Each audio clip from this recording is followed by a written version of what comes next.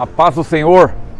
Eu sou o pastor Ciro Sanches Zibordi e eu estou aqui na linda cidade de João Pessoa, participando de uma semana teológica na Assembleia de Deus, pastoreada pelo estimado pastor José Carlos de Lima, e estamos aí falando sobre escatologia.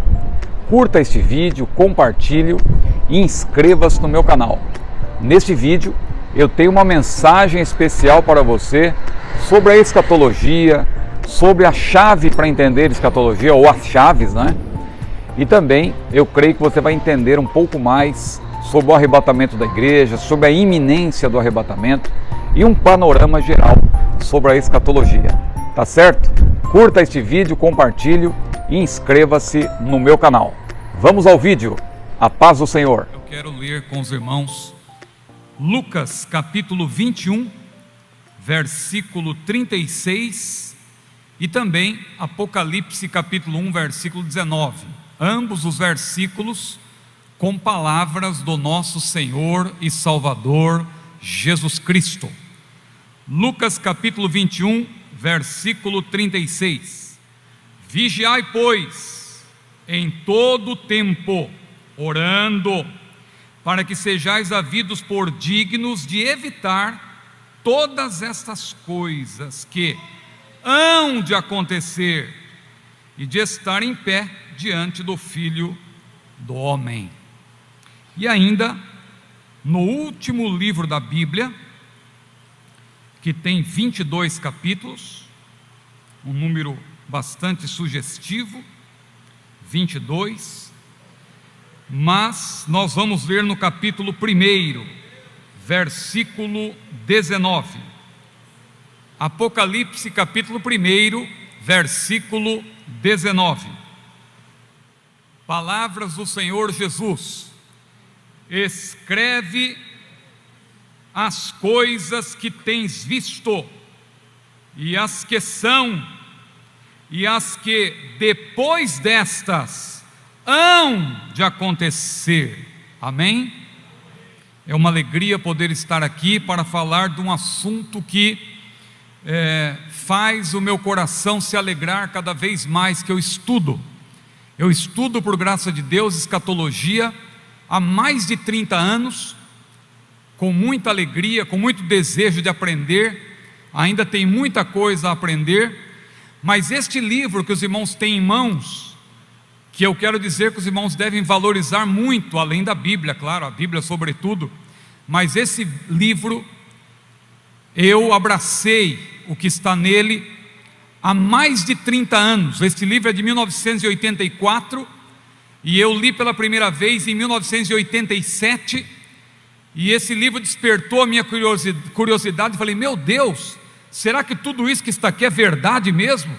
E eu fiquei curioso. De lá para cá, li dezenas de livros, em português, em outros idiomas também. E meus irmãos, depois de todo esse tempo de leitura, de estudo, inclusive com base erudita, e tendo contato inclusive com grandes eruditos, semana passada o pastor Eduardo Leandro Alves mencionou, eu tive o privilégio de participar de um grande evento, que é a Conferência Internacional de Palavra Profética em Águas de Lindóia, que reúne preletores de renome no campo da escatologia. Estavam lá, por exemplo, Meno Kalisher, um erudito israelense, cristão.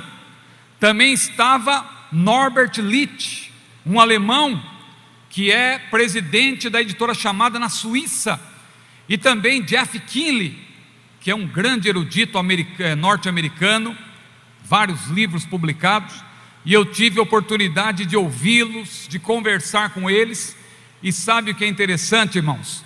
Que apesar de toda a erudição, de todo o conhecimento acadêmico que se desenvolveu nesses anos, eu percebo que eles estão expondo a mesma coisa que está nesse livro aqui.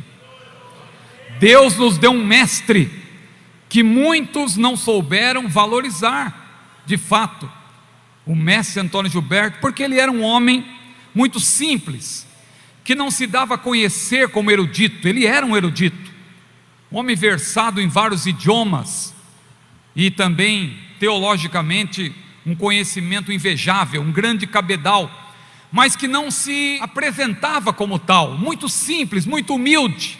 Mas, meus irmãos, esta obra dele foi uma obra seminal, e a partir dela eu fui estudando, adquirindo livros, estudando, e graças a Deus eu fico feliz, porque os irmãos escolheram esta obra para servir de roteiro para as nossas palestras. Eu acho engraçado alguns irmãos que dizem: olha, eu era pré-tribulacionista, mas depois que eu comecei a estudar, aí eu virei pós-tribulacionista. Pois é, comigo acontece diferente. Quanto mais eu estudo, mais pré-tribulacionista eu sou. Cada vez eu tenho mais convicção, porque, meus irmãos, a semeadura foi muito boa. Esse livro aqui, calou fundo no meu coração, porque o mestre Antônio Gilberto, além de tudo, era um homem piedoso, um homem temente a Deus, e escrevia com graça, com sabedoria, e graças a Deus, Bíblia pura. Então a Bíblia é a palavra do Senhor. Mas eu vou, irmãos, começar essa palestra nesse dia, nessa noite, que é uma noite em que vamos apresentar uma palestra introdutória. Eu vou começar pelo fim. O livro tem 11 capítulos, mas daqui a pouco nós vamos fazer menção do último capítulo, que é o capítulo 11, que nos apresenta um sumário com 31 pontos, que, se você quiser aprender e apreender o nosso modelo escatológico, a escatologia assembleiana, que é para nós, claro, a escatologia bíblica, porque nós, como assembleianos que se prezam, né, nós, claro, cremos que as nossas doutrinas derivam da Bíblia. Nós cremos que as nossas doutrinas derivam da Bíblia. Elas foram sistematizadas, algumas delas tardiamente, é verdade, isso principalmente no campo escatológico, mas sistematizar não significa inventar. A doutrina é bíblica.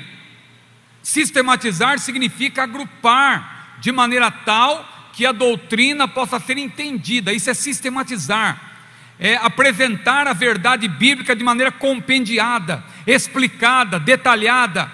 Mas não quer dizer que a doutrina foi inventada a partir de tal ano. É o mesmo caso da Trindade. A Trindade, ela sempre esteve na Bíblia, mas ela só foi se desenvolver melhor ali a partir do 2º século, no 3º século, que a doutrina se cristalizou, digamos assim, como uma doutrina cristã, irrefutável, fundamental, tanto que os credos universais, que unem a cristandade como um todo, porque o que nos faz ser cristãos? É defender o que está nos credos, que é bíblico, é claro, mas são doutrinas universais. A Trindade, a dupla natureza do Senhor Jesus. Jesus é plenamente Deus e plenamente homem. A vinda de Jesus. Claro que há irmãos e irmãs que creem de maneira diferente com respeito à vinda de Jesus. Uns creem que ele vem antes do período tribulacional, outros creem que ele vem no meio, outros creem que ele vem depois do período tribulacional, mas todo cristão que se preza, crê que Jesus vai voltar. Agora, se alguém disser para você: não, meu irmão, isso aí é uma utopia, é um horizonte utópico, não é que Jesus vai voltar de fato, isso aí é só para o crente ficar animado, Jesus vai voltar, mas Jesus não vai voltar coisa nenhuma. Por que Jesus vai voltar? Jesus, ele é Deus, ele é onipresente, ele está em todo lugar, como assim voltar? E aí começa a relativizar a doutrina da Bíblia, aí já embarca numa canoa furada da heresia, porque nega um ponto fundamental que é comum a toda a cristandade, que é crer que Jesus voltará, porque a Bíblia diz isso.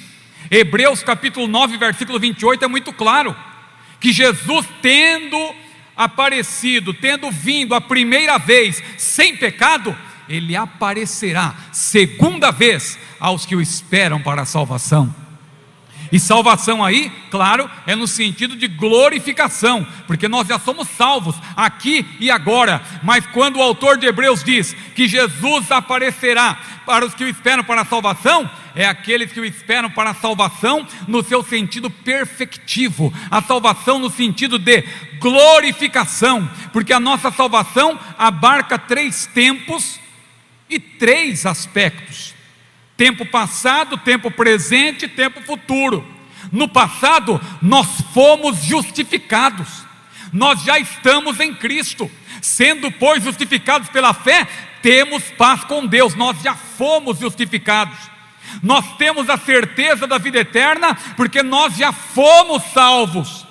Mas, no presente, a salvação, ela é progressiva, ligada à santificação, é claro, porque a santificação também faz parte da nossa gloriosa salvação. E a santificação, que é instantânea, no ato da salvação, nós já fomos considerados santos por Deus, fomos santificados, mas a cada dia nós nos santificamos mais ainda, porque a Bíblia diz: quem é santo, santifique-se ainda, quem é sujo, suje-se ainda, diz a Bíblia. Mas a igreja quer se purificar, a igreja quer ser cada vez mais santa, seguir a paz com todos e a santificação, sem a qual ninguém verá o Senhor. É o aspecto no presente, que é o aspecto progressivo.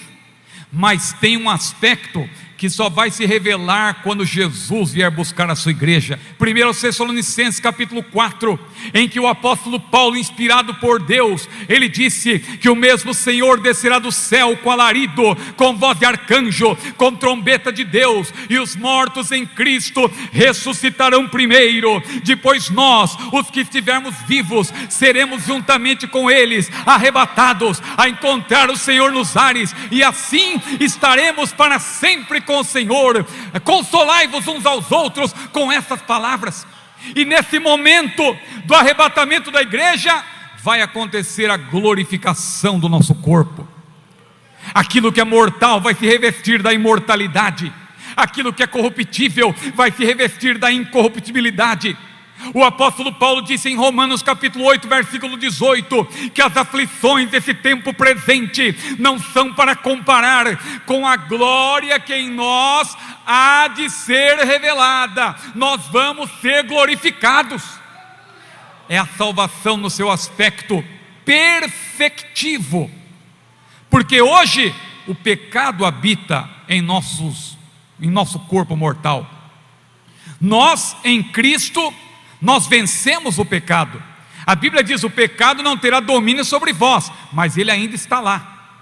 A natureza caída, a natureza carnal está dentro de nós. Mas quando nós formos glorificados, o pecado não terá mais lugar, não haverá mais presença do pecado. Hoje nós somos livres do poder do pecado, mas quando Jesus voltar e nós formos glorificados, nós estaremos livres da presença do pecado. Glória seja dada ao maravilhoso nome do Senhor. Mas, meus irmãos, minhas queridas irmãs, nós lemos 2 textos bíblicos, e eu quero começar por eles, fazendo menção de alguns princípios para entender escatologia. Porque quando se fala em escatologia, muita gente fala: escatologia é muito difícil, e o livro de Apocalipse não dá para entender, é muito complicado. Mas a pessoa que diz isso é porque ela ainda não tomou o tempo com o assunto para estudar. Porque o próprio livro de Apocalipse, o que significa Apocalipse? Revelação, ou seja, é aquilo que Deus revelou para nós. Se é revelação, nós podemos entender, mas para entender, nós temos que estar atentos às chaves que o próprio Senhor Jesus nos apresenta. Eu não estou falando aqui desse assunto academicamente falando, não. Eu sei que academicamente você pode entrar aí em vários pormenores, é interessante, mas vamos partir do pressuposto de que a Bíblia tem todas as informações e os princípios necessários para nós entendermos a escatologia bíblica. Lembrando que escatologia é o estudo das últimas coisas, não é? Os irmãos sabem, eu estou aqui diante de um público heterogêneo, mas eu creio que a maioria aqui é versada em teologia, conhece minimamente, pelo menos aqueles que frequentam a escola dominical, sabem que escatologia é o estudo das últimas coisas. Vem do grego, eschatos, não é? Essa palavra significa último ou últimos, aquilo que vem no fim, últimas coisas, não é? Então escatologia, logia vem de logos, estudo, coleta, né, de informações. Então veja, logia, está no livro tem essa definição. Depois você vai ler o livro, você vai entender, você que não leu ainda, porque muita gente aqui eu creio que já leu esta obra do mestre Antônio Gilberto, já que ela é de 1984. Eu já li várias vezes e não me canso de ler. De vez em quando eu leio de novo, porque eu gosto de ler. Quando eu leio livros são uma benção, porque eles muitas vezes nos fazem lembrar de momentos da nossa vida, assim como a música, como hinos que a gente ouve, aqueles hinos antigos, a gente lembra de tempos áureos da nossa igreja, e assim também são os livros. Quando eu leio livros, por exemplo, quando eu leio Toca a Trombeta em Sião, de David Wilkerson, que foi também um dos primeiros livros que eu li quando era novo convertido, um livro que não é assim um livro que é um primor, vamos dizer assim, do ponto de vista teológico, não é um livro que apresenta assim a teologia sistemática, mas é um livro em que você percebe que o autor, quando escreveu, estava em oração. Você percebe unção, você percebe graça de Deus sobre a vida dele, ao denunciar o que estava acontecendo, o pecado da sua própria nação, os Estados Unidos da América. E ali você percebe pontos muito importantes que nos despertam a cada vez mais servir a Deus com inteireza de coração. Mas antes de eu fazer menção desse livro do mestre Antônio Gilberto, nós lemos Lucas capítulo 21 versículo 36 e Apocalipse capítulo 1 versículo 19. Mas irmão Ciro, eu não gosto de escatologia, escatologia é tão difícil, eu não consigo entender qual a importância, eu não vejo necessidade de estudar escatologia, eu não vejo necessidade de estudar sobre essas questões, milênio e grande tribulação e arrebatamento, para que tudo isso?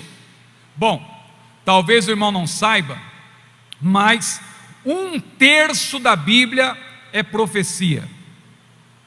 1/3 da Bíblia diz respeito ao que ainda vai acontecer, ao futuro. Será que, se não tivesse importância, a Bíblia teria tanta informação profética assim? Imagina você ler um livro, e você está gostando daquele livro, mas você resolve deixar de lado 1/3 daquele livro. Essa parte aqui não me interessa. Não, quando você gosta de um livro, você quer ler o livro em sua totalidade. E a Bíblia, 1/3 da Bíblia é profecia. Outra informação importante: para cada uma referência sobre a primeira vinda de Jesus, você tem 8 referências sobre a segunda vinda de Jesus. Vai chegar agora o tempo do Natal, não é? Dezembro, e a igreja vai celebrar, a igreja vai fazer menção ao nascimento de Jesus, a sua primeira vinda. Que maravilha, e eu gosto disso. E quem me acompanha pelas mídias sociais sabe que eu sou um defensor do Natal. Eu gosto, porque é uma oportunidade para você celebrar, é uma oportunidade para você falar de Jesus. Mas irmão, se para cada menção a primeira vinda de Jesus tem 8, significa que, se a gente valoriza a primeira vinda, nós temos que valorizar ainda mais a segunda vinda, porque se Jesus veio, Ele voltará. Jesus veio e Ele vai cumprir a sua promessa, porque Ele mesmo disse: não se turbe o vosso coração, credes em Deus, crede também em mim. Na casa de meu pai há muitas moradas, se não fosse assim, eu vou-lhe teria dito. E continuando ele disse: vou preparar-vos lugar, e se eu for, ou quando for, virei outra vez, e vos levarei para mim mesmo, para que onde eu estiver, estejais vós também. Jesus prometeu que virá para nos buscar. Mas vamos lá, Lucas 21:36. Aqui nós temos, irmãos, 3 princípios importantes para você entender a escatologia bíblica. Qual é o primeiro princípio? Jesus disse, e nós lemos aqui, Lucas 21:36, vigiai. Vigiar aqui significa estar alerta, estar atento. Vigiai em todo o tempo, orando. Aqui você tem o primeiro aspecto, ou a primeira chave, digamos, para você entender escatologia. Qual é a chave? Essa chave eu chamaria de iminência. A doutrina da iminência, você já ouviu falar? O que significa iminência? A iminência, irmãos, muita gente não entende, porque a iminência é uma doutrina escatológica. Ela está ligada ao primeiro evento escatológico. Não vá confundir evento escatológico com evento futuro. São duas coisas diferentes. Irmão Ciro, mas escatológico não quer dizer futuro? Futuro necessariamente não quer dizer escatológico, ou seja, não é, nem sempre é no sentido teológico. Vou te dar um exemplo. Jesus disse: não se turbe o vosso coração, credes em Deus, crede também em mim, na casa do meu pai há muitas moradas, e prometeu que voltaria. Mas quer dizer então que Jesus poderia voltar a qualquer momento depois que ele partiu? Depois que ele subiu, os discípulos então sabiam que Jesus ia voltar. Não, temos que estar pronto. Jesus já iria voltar no momento seguinte? Não. Por que não? Porque a iminência diz respeito ao primeiro evento escatológico. Mas para acontecer o primeiro evento escatológico, antes há eventos que são chamados de eventos intervalares, que têm que acontecer antes do arrebatamento. Por exemplo, o derramamento do poder do Espírito no dia de Pentecostes não podia acontecer depois do arrebatamento, tinha que acontecer antes. Lembra quando os discípulos estavam preocupados com o futuro e perguntaram: Senhor, restaurarás tu nesse tempo o reino de Israel? O que Jesus falou? Não vos pertence saber os tempos ou as estações que o Pai estabeleceu pelo seu próprio poder, mas recebereis a virtude do Espírito Santo que há de vir sobre vós, e ser-me-eis testemunhas, tanto em Jerusalém, como em toda a Judéia e Samaria, e até os confins da terra. Então, é claro, antes do arrebatamento da igreja, obrigatoriamente teria que acontecer o derramamento de poder do Espírito Santo, e também a igreja deveria propagar o Evangelho. Só que a partir daí, a partir desses eventos, o que significa dizer que o arrebatamento é iminente? Iminência tem a ver com preparação. Iminência tem a ver com vigilância. O que significa iminência? Iminência significa que o crente deve estar preparado para a vinda do Senhor, para a qualquer momento. Jesus pode voltar a qualquer momento, por isso que Jesus falou: vigiai pois, porque não sabeis o dia nem a hora em que há de vir o vosso Senhor. Se o pai de família soubesse em que vigília da noite viria o ladrão, vigiaria e não deixaria o ladrão minar a sua casa. Como foi nos dias de Noé, assim há de ser a vinda do Filho do Homem. E como foram os dias de Noé? Comiam, disse Jesus, comiam e bebiam, casavam e davam-se em casamentos, até o dia em que Noé entrou na arca e fechou-se a porta, e veio o dilúvio e levou a todos. Veja, quando o dilúvio veio sobre a terra, as pessoas estavam levando uma vida normal, estavam tranquilas. O que isso significa? Significa que o arrebatamento não precisa de sinais para acontecer. Irmão Ciro, mas eu sempre ouvi falar que os sinais apontam para a vinda de Jesus. Nós acabamos de cantar que tudo nos mostra que Cristo já volta, os sinais estão se cumprindo. Como que o irmão vem me dizer agora que a iminência diz que não é necessário que haja sinais? Sim, porque a iminência está ligada à preparação. O crente tem que estar preparado a todo momento. Jesus pode voltar ainda hoje. Jesus pode chegar ainda antes que acabe esta reunião. O crente tem que estar pronto, o crente tem que estar preparado.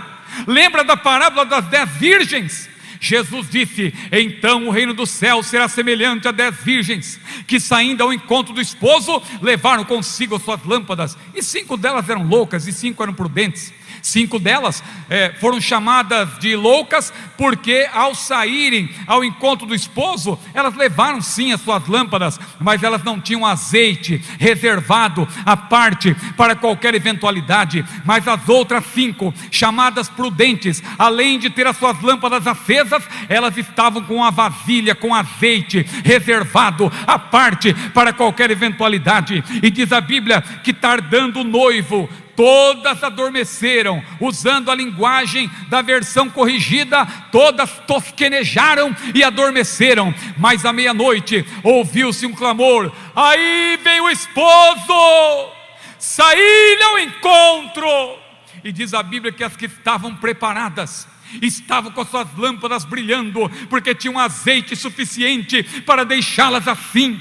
Aleluia. Elas foram ao encontro do noivo, e o noivo levou-as consigo para as bodas, e fechou-se a porta. Nesse ínterim, a Bíblia diz antes que as loucas tinham procurado as prudentes e disseram-lhes: dai-nos do vosso azeite. E as prudentes disseram: não seja o caso que falte a nós e a vós, antes ide aos que o vendem e comprai-o para vós. E diz a Bíblia que enquanto as loucas foram comprar o azeite, nesse ínterim o noivo chegou, levou consigo as que estavam preparadas, e logo em seguida chegam as loucas batendo a porta: Senhor, abre-nos. O noivo sequer se deu ao trabalho de abrir a porta. Lá de dentro mesmo ele disse: não vos conheço. E Jesus concluiu a parábola dizendo: vigiai pois, porque não sabeis o dia nem a hora em que há de vir o vosso Senhor. Essa parábola fala de iminência. Essa parábola fala de vigilância. Há alguns estudiosos aí que gostam de fazer uma explicação judaica e tal, e tentam desviar do assunto, mas é só ler o contexto com atenção. Você vai ver que a partir de Mateus 24 e 36, Jesus já tinha fechado parênteses. Jesus já tinha explicado para os discípulos, que também eram israelitas, sobre o que vai acontecer em Jerusalém na fase final do período tribulacional, mais precisamente na grande tribulação. E ao fechar o parêntese, ele começa a falar de iminência e vigilância. Mateus 24 e 36, ele começa a dizer daquele de hora e ninguém sabe, e nem os anjos, nem o Filho. Claro, ele falava como homem.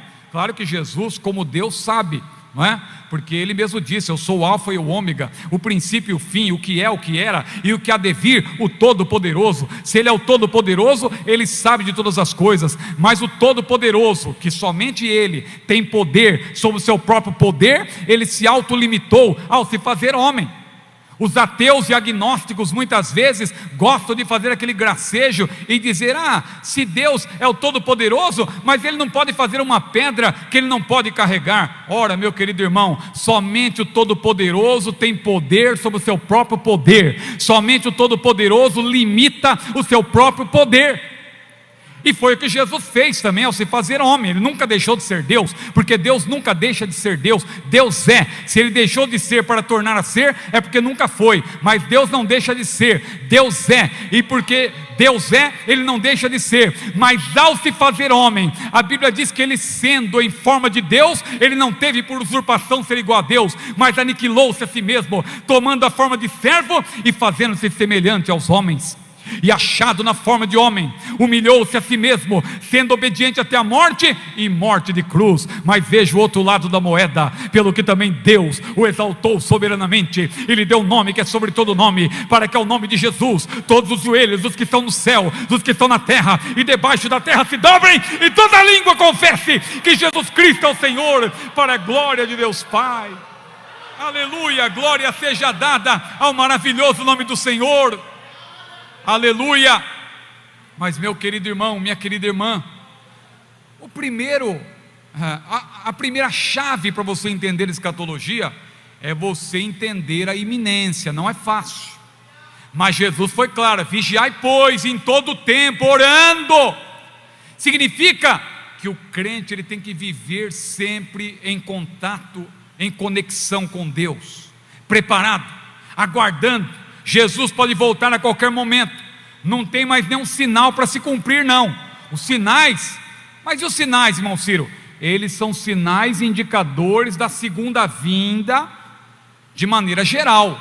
Não vá confundir também a segunda vinda como um todo com o arrebatamento da igreja. Iminência tem a ver com arrebatamento. Arrebatamento é a segunda vinda, é o evento desencadeador da segunda vinda. O mestre Antônio Gilberto explica isso aí no livro. Ele até faz um gracejo, né? Ele tinha um grande senso de humor. Talvez lendo você não perceba tanto esse senso de humor, mas eu conversava muito com ele, e ele fazia assim, alguns gracejos, e um dos gracejos que ele fazia era esse, que está no livro aí.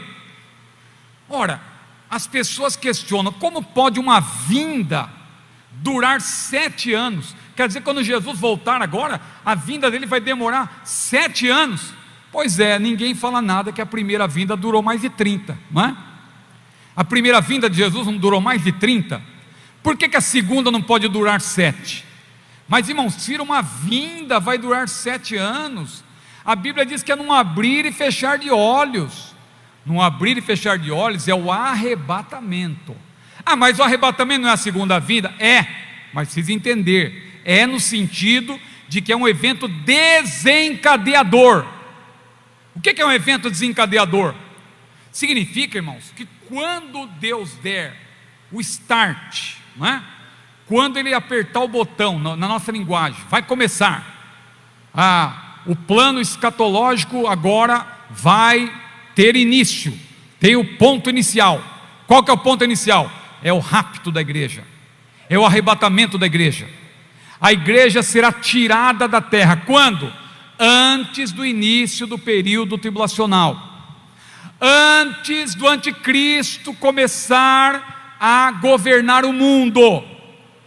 Irmão Ciro, o anticristo só vai entrar em ação quando a igreja for arrebatada? Não necessariamente, ele pode já estar no mundo, ele já pode estar aí agindo, mas ele só vai se revelar como tal, como preposto de Satanás, após o arrebatamento da igreja.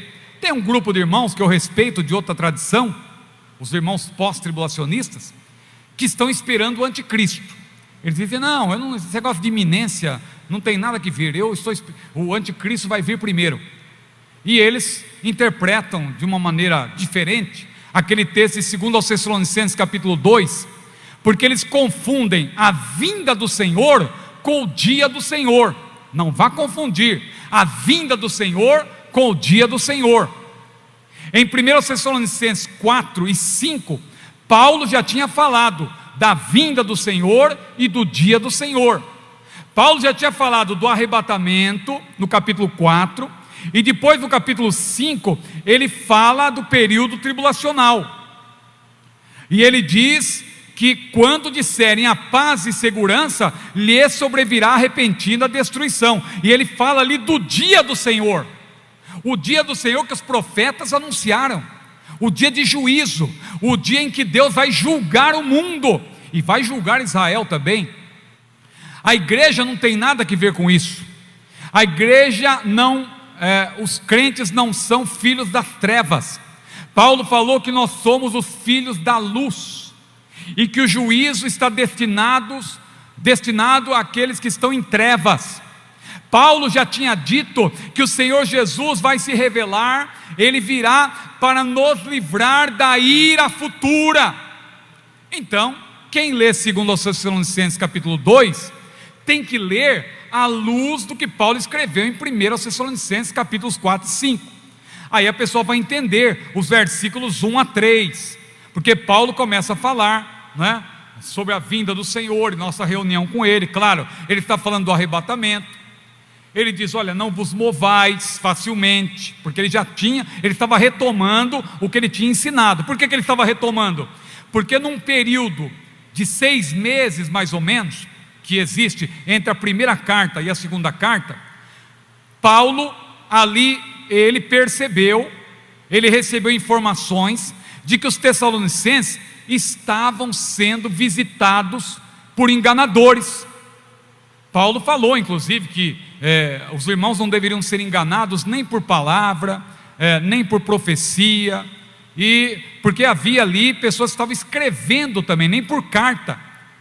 Havia pessoas que se passavam por Paulo. Imagina, no tempo de Paulo, o grego, a pessoa que escrevia em grego, não era tão fácil identificar pela forma de escrever, apenas pela forma, quem estava escrevendo. Por isso que Paulo até acrescentava alguns elementos, e nessa carta de Tessalonicenses em especial, ele diz assim: olha, eu vou assinar com o meu próprio punho, para vocês saberem que sou eu mesmo. Porque havia pessoas se passando por Paulo, havia pregadores enganadores, havia pessoas que se consideravam muito espirituais, que estavam entregando mensagens proféticas, dizendo que a igreja já estava ali passando pelo dia do Senhor. Dia do Senhor, não vá confundir o dia do Senhor com a vinda do Senhor, porque se fosse a mesma coisa, por que os tessalonicenses estariam ali preocupados? Ora, se é o que eles tanto esperavam, não. Na verdade, você entende pelo contexto que eles estavam achando que Jesus tinha vindo, eles tinham ficado para o juízo. E Paulo falou: não, esse juízo, esse dia do Senhor não virá antes que venha a grande apostasia e se manifeste o homem do pecado. Tanto que, se você continuar lendo o texto, você vai ver que mais adiante Paulo fala daquele que está limitando, daquele que está restringindo a ação do mal, está impedindo que esse homem do pecado, que é o anticristo, se manifeste. Há um que o detém até que do meio seja tirado. Quem é esse um que o detém até que do meio seja tirado? Paulo não diz, mas pelo contexto, estudando, porque escatologia você tem que estudar, você não pode tomar um texto isoladamente, não. Existe um corpus, existe um conjunto de textos que você tem que estudar, e quando você estuda todos esses textos cuidadosamente, você vai perceber que este um que detém não pode ser outro a não ser o próprio Espírito Santo. E o mestre Antônio Gilberto explica isso aí nesse livro, depois nós vamos mencionar. Esse um que detém é o próprio Espírito Santo. Irmão Ciro, então o Espírito Santo ele vai sair da terra? Quando a igreja sair, ele vai sair também? Veja, irmão, o Espírito Santo, ele é onipresente. Se ele é onipresente, ele não pode sair da terra de fato, mas ele pode sair do meio, como diz o texto: há um que resiste até que do meio seja tirado. Por que ele vai sair do meio? Porque vai acontecer o inverso do que aconteceu no dia de Pentecostes. O que aconteceu no dia de Pentecostes? O Espírito Santo já estava no mundo. O Espírito Santo, ele é onipresente, ele está em toda parte ao mesmo tempo, em todo lugar. Só que no dia de Pentecostes, o que aconteceu? Jesus disse o que? Lá em João: ele, o Consolador que virá, o Paráclito, ele estará convosco, mas estará também em vós. Por quê? Porque ele veio para habitar, ele veio para estar residente na igreja. Ele que já estava onipresente, no dia de Pentecostes, ele veio para estar residente, habitando no meio da igreja, habitando em cada crente. Mas o que vai acontecer quando a igreja for arrebatada? O Espírito Santo que está residente, ele vai sair do meio, ele vai deixar de estar residente, ele vai continuar onipresente, ele vai continuar na terra, mas ele não vai estar mais residente. Por quê? Porque a igreja vai ser arrebatada, a igreja vai ser tirada da terra. E quando aquele que resiste até que do meio seja tirado, ele tirar esse poder de restringir o mal, esse poder de reter o mal, ele vai tirar. Aí sim, o anticristo vai poder entrar em ação e vai agir com liberdade, porque o anticristo só vai ter liberdade quando a igreja for arrebatada.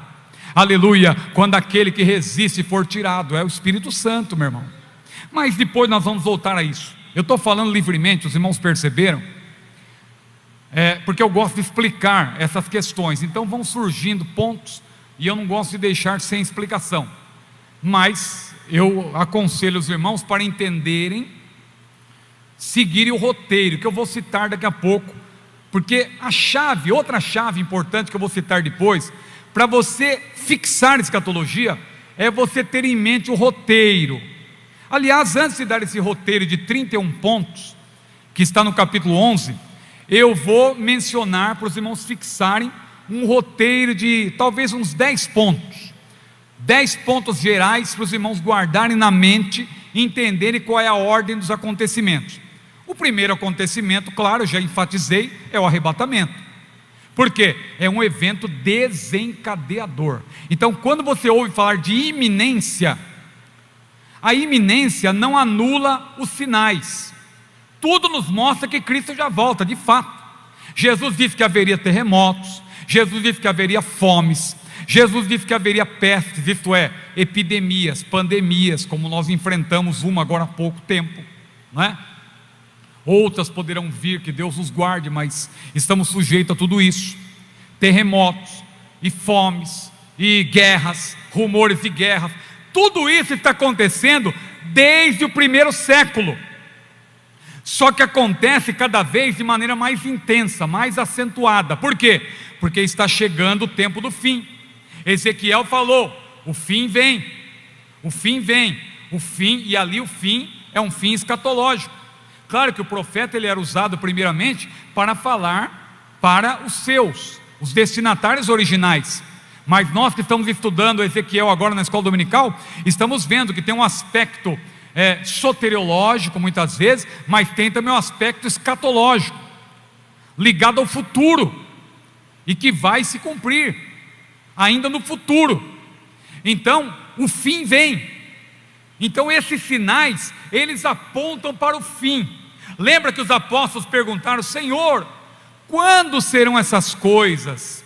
E que sinal haverá da tua vinda e do fim do mundo? Olha como a pergunta é ampla, a pergunta é tripartida, a pergunta é tríplice. Quando serão essas coisas? Porque Jesus acabara de dizer que o templo seria destruído, e que não ficaria pedra sobre pedra, que não seria derrubada. E eles quiseram saber, eles eram israelitas, perdão. Eu fiz essa correção porque o termo israelense é mais recente, não é? Ele começa a ser usado a partir da criação do Estado de Israel, não é? O termo israelita é mais apropriado quando a gente se refere, claro, aos israelitas dos tempos bíblicos, não é? Então veja, aqueles discípulos que eram todos israelitas, eles queriam saber sobre o futuro de Israel. Quando serão essas coisas? Agora note: e que sinal haverá da tua vinda e do fim do mundo? Eles queriam entender, e Jesus então começa a apresentar os sinais, e ele fala de sinais de todo tipo, sinais indicadores do fim. Agora, o arrebatamento é um evento que não precisa de sinais, é por isso que ele é iminente, é por isso que o crente tem que estar preparado. Jesus pode voltar a qualquer momento. Então, voltando aqui para Lucas 21 e 36, quais são as chaves para você entender escatologia? Primeira chave, entender a iminência. Segundo, saber que o arrebatamento da igreja, ele tem como propósito livrar. O arrebatamento é um livramento. Se é um livramento, é evidente que a igreja não vai passar pelo período tribulacional. Irmão Ciro, mas eu ouvi aí um importante preletor dizendo, fazendo uma exposição de Apocalipse capítulo 3, versículo 10, dizendo ali que o Senhor nos livra da tribulação, né? E só que o termo ali, no grego, ali a preposição ek, que é a mesma preposição que aparece, por exemplo, em exegese, né? Indica o movimento de dentro para fora. Então significa que a igreja, ela vai ser livrada dentro ali da tribulação e tal. Não, mas leia com atenção, porque ali diz que o Senhor, ali a promessa para a igreja de Filadélfia, não é? Como guardaste a palavra da minha profecia, eu também te guardarei. Observe, da hora da hora, não é da provação, é da hora, ou seja, você não vai participar nem do momento, vai ser tirado antes, da hora, guardado da hora, você não vai passar pelo momento, pelo período, vai ser livrado, guardado da hora, não é? Então, o arrebatamento é um livramento, e é o que Jesus ressalta aqui nesse texto, não é? Para que sejais havidos por dignos de evitar. Mas evitar como? Impedir? Não, evitar aqui é no sentido de escapar. Nesse caso até a versão atualizada de Almeida, ela é mais clara, porque diz ali de maneira muito objetiva, para que sejais havidos por dignos de escapar, escapar. Agora veja, a terceira chave, qual é? A certeza, escapar dessas coisas que talvez aconteçam, não, hão de acontecer, é certeza absoluta. As profecias quanto à primeira vinda se cumpriram literalmente, e as profecias sobre a segunda vinda também vão se cumprir literalmente. Não há por que você querer alegorizar, como muita gente está fazendo hoje. Não, meu irmão, não é bem assim e tal. Tem autores aí, lamentavelmente, que são até muito respeitados no Brasil. Posso até citar um deles, de renome, que o pastor Eduardo conhece muito bem, porque ele é versado aí, e é uma pessoa que conhece muito esses grandes eruditos, e ele sabe que no Brasil tem um erudito que é muito respeitado, está na moda, é um desses que estão na moda aí, né? Está na boca do povo, que é aquele erudito do Novo Testamento, tem muitas obras dele. Não estou aqui jogando pedra, eu leio as obras dele também, mas eu estou aqui defendendo a nossa posição escatológica, né? Eu estou falando de N.T. Wright, N.T. Wright, também conhecido como Tom Wright, um camarada agradável até, quem quiser ouvir ele falando, tem no YouTube, quiser treinar o inglês, ali ele falando, inglês britânico, né? E ali ele toca violão, toca guitarra, um camarada agradável e um grande teólogo, mas ele diz claramente que não haverá nenhum arrebatamento. Antes, interessante, antes de caírem as torres gêmeas lá nos Estados Unidos, ele dizia que não vai ter nada, que não vai acontecer nada, que isso aí é uma invenção e tal, e ele escreveu um artigo denominado lá no seu site, ele tem um site, e no site dele ele escreveu um artigo denominado Adeus Arrebatamento, como que dizendo, olha, isso aí ficou para trás, porque hoje em dia é moda também, o pessoal começa a estudar, meu irmão, você ainda defende essa teologia aí, essa escatologia de duas fases, isso aí é do Antônio Gilberto, isso aí foi o Antônio Gilberto que inventou, isso aí foi o Antônio Gilberto que aprendeu com os americanos lá nos Estados Unidos, isso aí é ultrapassado. Já vi pastor assembleiano me falando isso. Outro dia, paz, meus irmãos, peguei avião com um pregador de renome, não me pergunte o nome dele, e o camarada falou, rapaz, eu estava ouvindo um pregador aí, e ele ainda defende aquela tese antiga, ultrapassada, de que Jesus vai voltar, e a igreja vai subir, e depois Jesus volta de novo. Eu falei, pois é, eu ainda creio nisso aí, eu creio nessa teoria antiga aí, olha que eu estudo, viu? Eu estou lendo, estou estudando, mas continuo com essa mesma posição. Não, mas tem que se atualizar. Não, eu tenho que ficar com o que a Bíblia diz. Ou será que eu vou defender até a teoria do ioiô, não é?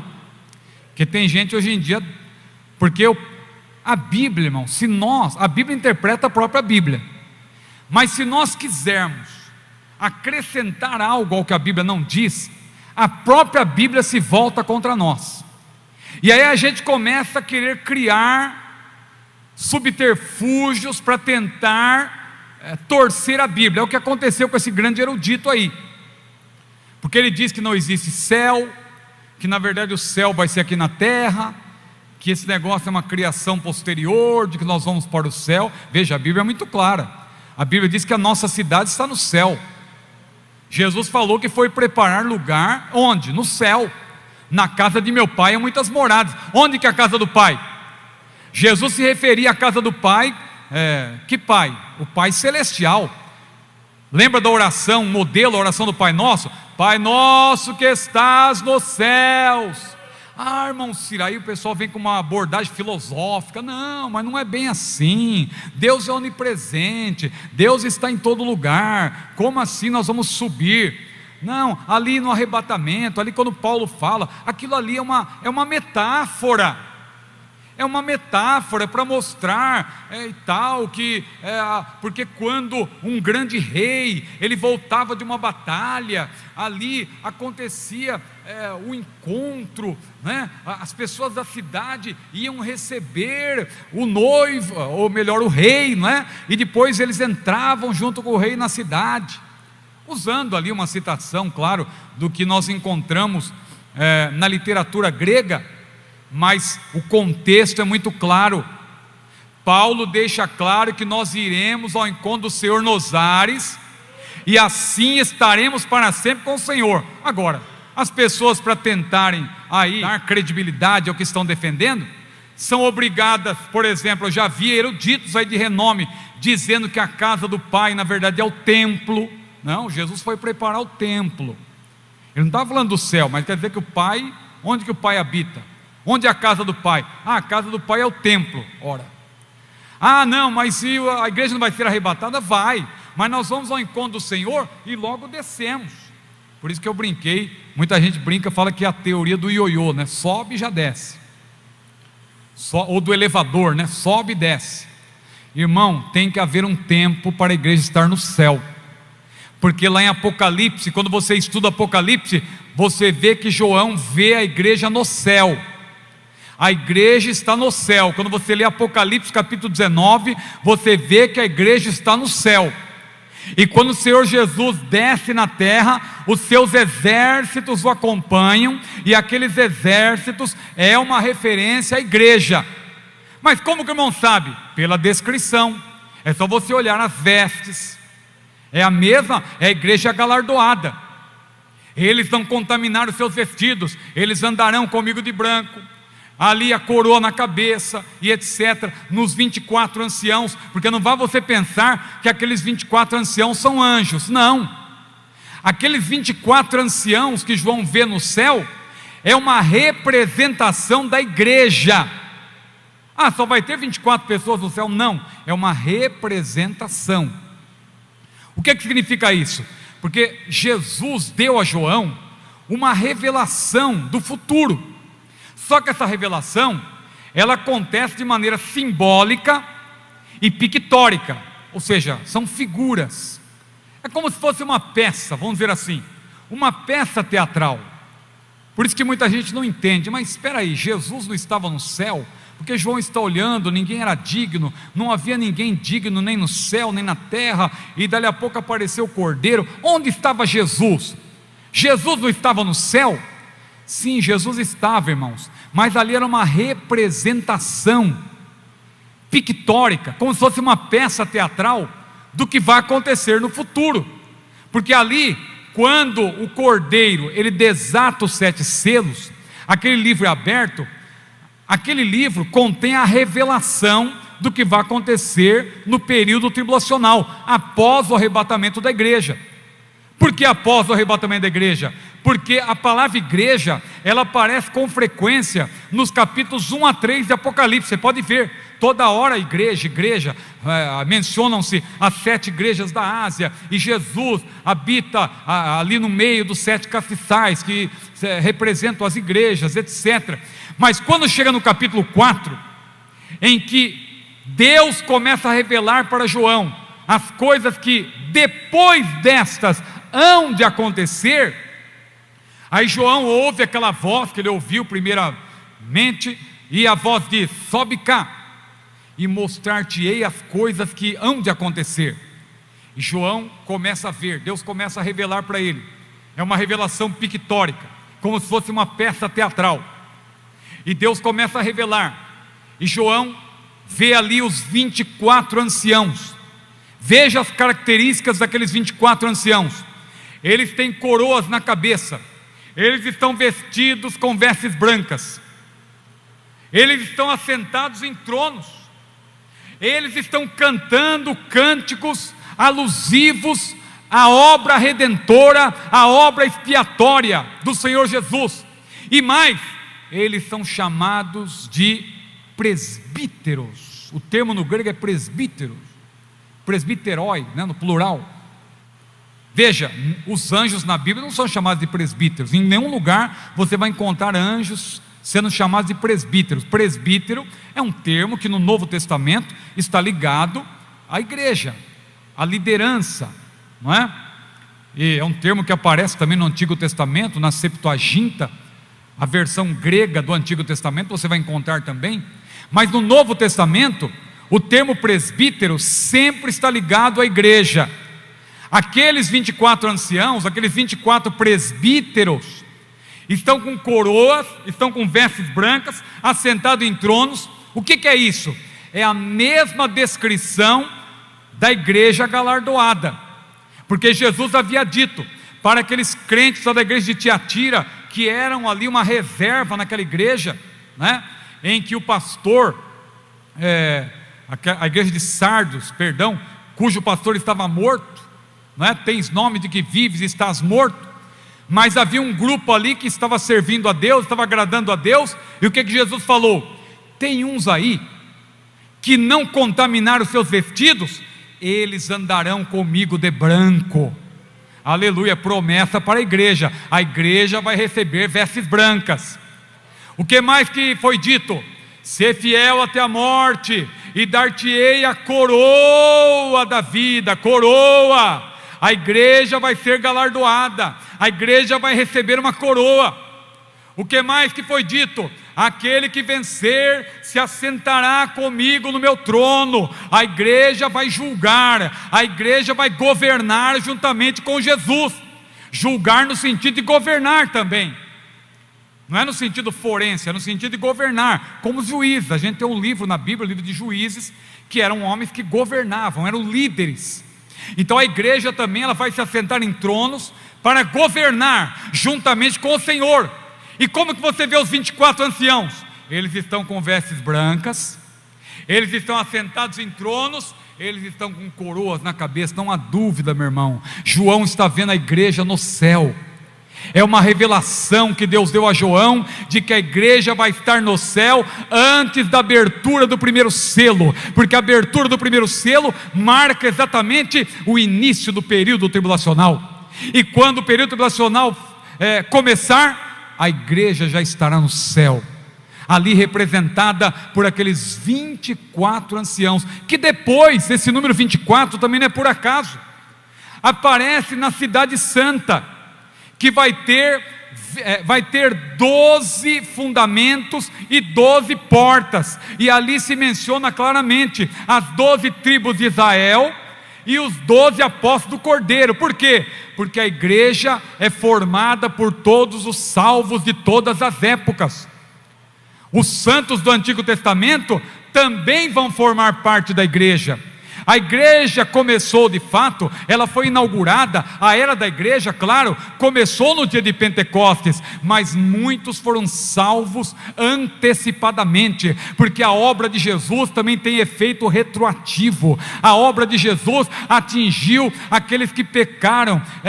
Paulo falou dos pecados dantes cometidos sob a paciência de Deus, e Hebreus capítulo 11 fala também daqueles que morreram sem ter alcançado a promessa. Eles creram, mas eles não alcançaram a promessa. A Bíblia diz em João, Jesus falou que Abraão viu o seu dia. A Bíblia diz em Hebreus capítulo 11 que Moisés também, sendo já grande, recusou ser chamado filho da filha de Faraó, escolhendo antes ser maltratado com o povo de Deus do que por um pouco de tempo ter o gozo do pecado, porque ele estava esperando, aleluia, ele pensava nos vitupérios de Cristo, diz a Bíblia.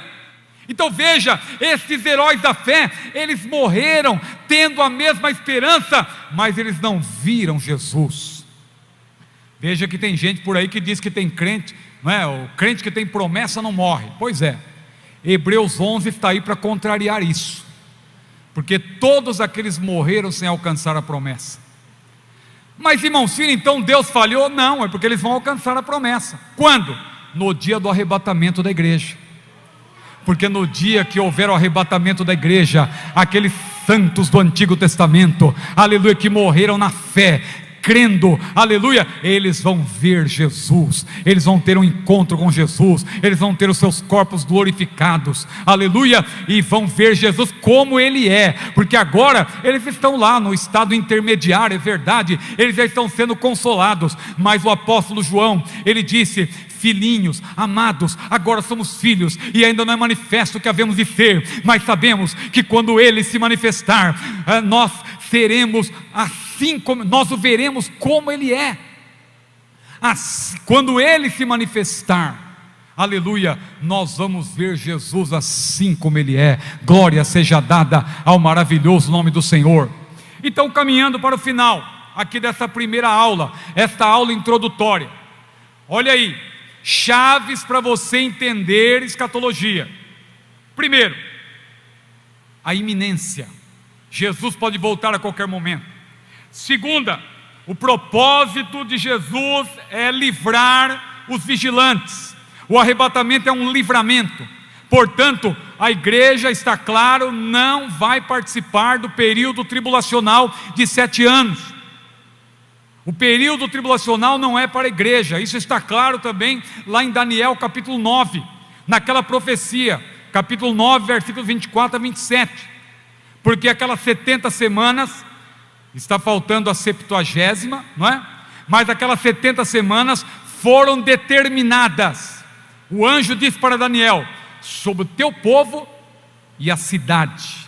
Que cidade? A cidade de Daniel, a cidade de Jerusalém. O teu povo e a tua cidade. Ou seja, a grande tribulação, ou o período tribulacional de 7 anos, não é?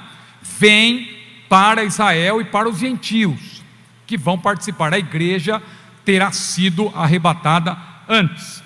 E a certeza, não é? Essas coisas que hão de acontecer. Agora, só citando também Apocalipse capítulo 1, versículo 19, ali também tem uma informação muito importante, para você entender escatologia e entender a literatura apocalíptica, profética como um todo.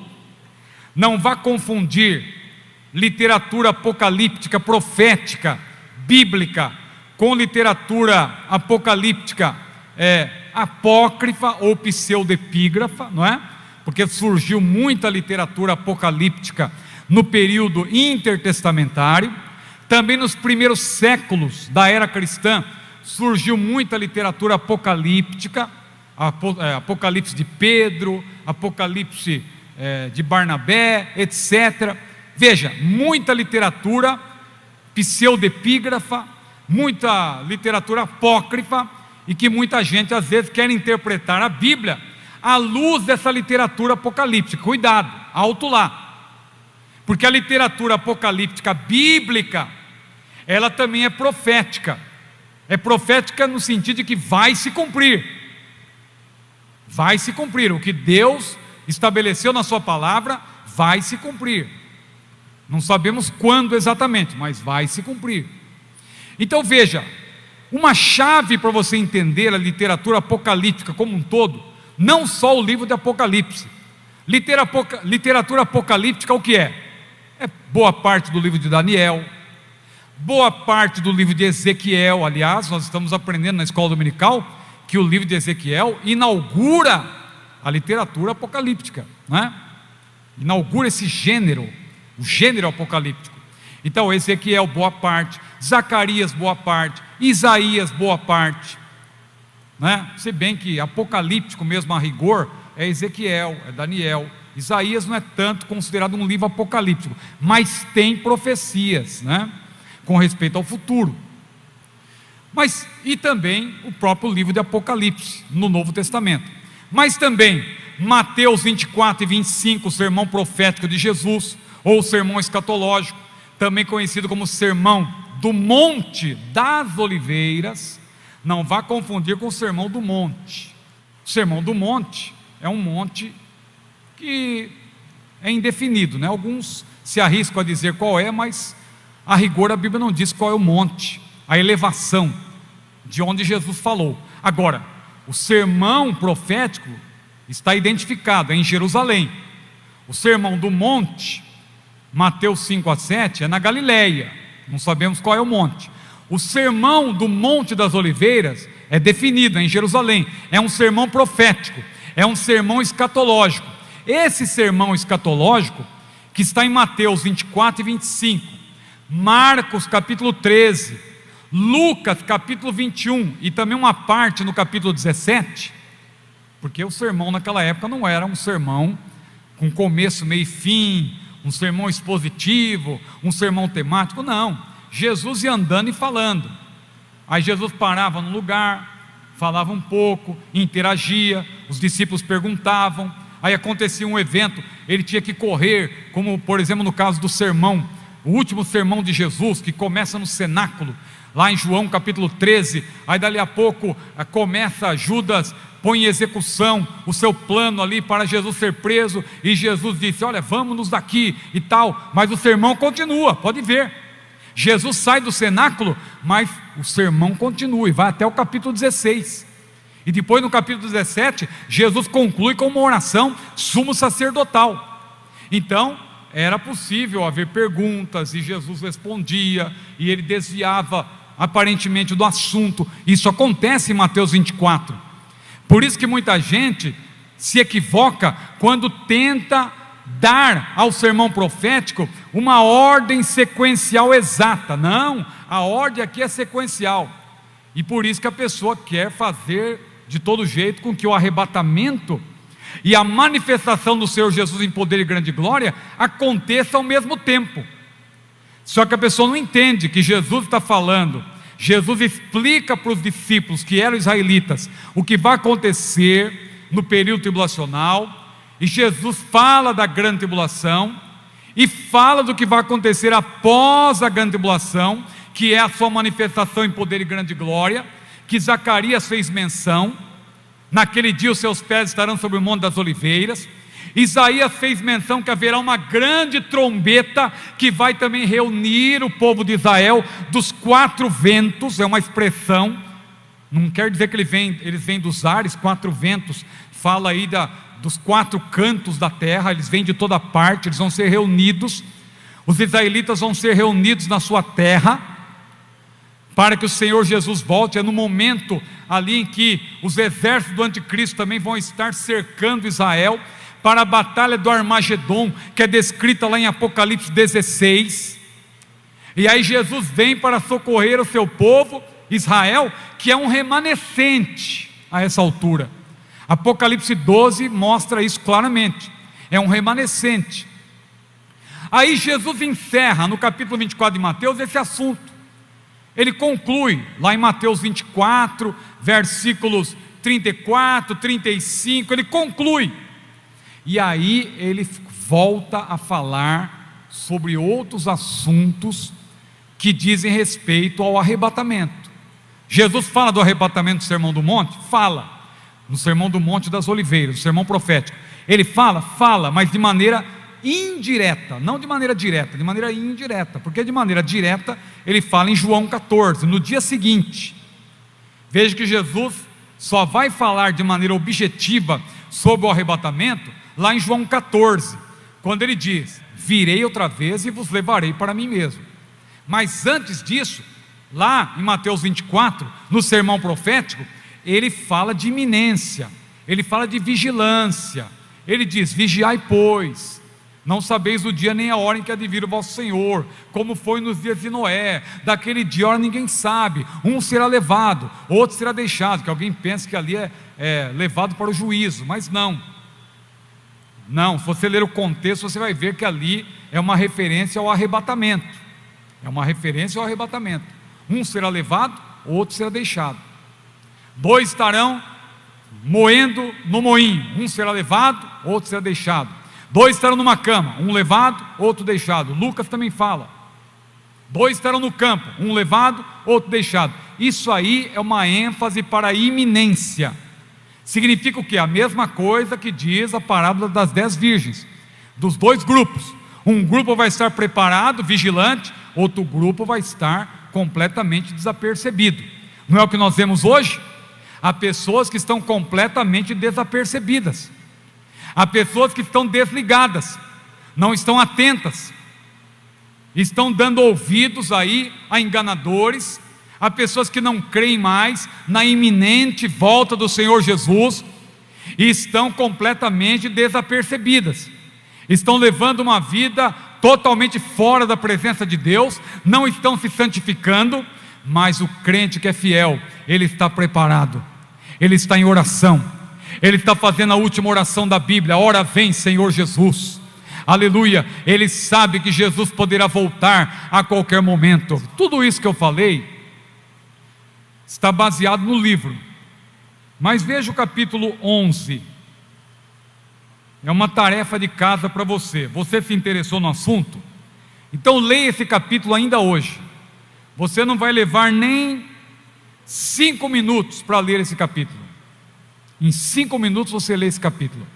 Claro, se você quiser aprender mesmo, é melhor você dobrar o joelho, fazer uma oração, ler de joelhos e conferir todas as referências bíblicas. Aí talvez você vai gastar um pouco mais, 1 hora, 1h30, um dia, 2, mas você vai aprender. Mas olha esse roteiro aí, ó. É importante você ter esse roteiro na sua mente. 31 tópicos, veja aí, ó. Página 132. Qual é o primeiro evento que nós estamos esperando? Que é um evento desencadeador. Qual é? O arrebatamento, o rapto. A igreja será arrebatada. Então aí está, o primeiro ponto. Guarde na sua mente. Logo em seguida, a igreja foi arrebatada. O que vai acontecer?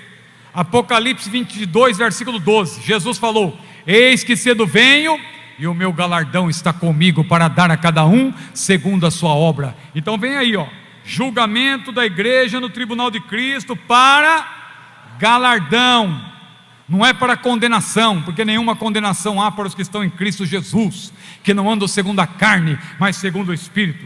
Terceiro ponto, as bodas do Cordeiro. Onde que vai ser as bodas do Cordeiro, irmão? No céu. Apocalipse 19 mostra a igreja no céu, e João já tinha visto a igreja no céu, representada pelos 24 anciãos. Desde o capítulo 4 de Apocalipse, João já vê a igreja no céu. A igreja estará no céu antes que comece o período tribulacional, aleluia. Ponto 4, retirada daquele que restringe o pecado. Eu não falei disso, está tudo aqui, eu falei livremente, mas olha aqui agora, colocando em ordem tudo que eu falei, para você guardar na mente. Quem é aquele que restringe o pecado? É o Espírito Santo, que não vai sair da terra, mas vai sair do meio, vai deixar de ser residente, mas vai continuar onipresente. Glória ao nome do Senhor. Ponto 5, surgimento do anticristo no cenário mundial. Quando ele surge? Antes ou depois do arrebatamento da igreja? Depois, está claro. Ponto 6, é praticamente ao mesmo tempo, aí vão surgir no mesmo momento, mas para entender didaticamente, surgimento do falso profeta. 7º, o pacto de 7 anos, nós vamos tentar explicar isso depois, do anticristo com Israel. 8, os juízos do céu sobre os 7 selos de Apocalipse 6, vamos explicar depois. 9, as 2 testemunhas. Quem são as 2 testemunhas? Tem muita gente se arriscando aí, não é? Mas o que a Bíblia diz? Vamos ver depois. 144 mil judeus salvos em Israel. Quando? Durante o período tribulacional. 11, o anticristo continua a se fortalecer à frente do bloco de 10 nações. São aqueles 10 dedos do sonho que Nabucodonosor teve, não é? 10 dedos indicam uma confederação, porque os dedos estão unidos, não é? Pelo pé, não estão separados. Então é um conglomerado. São 10 nações que vão se notabilizar e vão ser a base ali para o surgimento do anticristo, o seu governo, que depois você sabe, ele vai ser uma ponta pequena também, que Daniel viu, que vai abater outras 3 e vai se fortalecer naquele bloco, não é? Ponto 12, o bloco das nações do norte, Gog, da terra de Magog, a igreja falsa mundial, a pregação do evangelho do reino. Gog e Magog invadem Israel. O anticristo romperá seu acordo com Israel. A igreja falsa mundial que predominou na terra sob a égide do anticristo por 3 anos e meio será destruída. 18. Talvez, aqui o mestre, ele não é dogmático, né? Ele tem coisa que ele percebe que não tem como ser dogmático, porque há coisas que ainda vão se revelar. Então ele coloca uma dúvida, mas tudo indica que sim, vai acontecer isso. Talvez nesse tempo 144 mil serão martirizados, porque de fato eles serão martirizados, porque João vê eles no céu, no Monte Sião, que ali representa o céu. Então está subentendido que eles vão morrer e vão estar no céu. Então por isso que o mestre colocou talvez, porque ele não sabe o momento exato em que isso vai acontecer, o martírio deles. Mais juízo sobre a terra. Ponto 20, uma grande multidão de israelitas. E assim vai, irmão, são 31 pontos. Eu não vou ler tudo, porque as horas já me mandaram parar. O clarim já nos alerta, nosso coração desperta, pois a vinda é bem certa de Jesus, de 1000 anjos rodeado, para o crente preparado. Cristo volta coroado, aleluia. Lá nas bodas do Cordeiro sentaremos prazenteiros. Ó que gozo verdadeiro com Jesus, pois no céu não há mais pranto, eis que tudo será canto. Cristo vem buscar os santos, aleluia. Sim, à mesa sentaremos e com Cristo cearemos. Quão felizes nós seremos com Jesus, para sempre gozaremos e com Cristo reinaremos. Sua glória fruiremos, aleluia. Ó irmão, por Deus liberto, pelo sangue estás coberto, tens o teu perdão bem certo, salvo está. Voz de júbilo ouviremos, e no céu nós cantaremos. Cristo breve nós veremos, aleluia.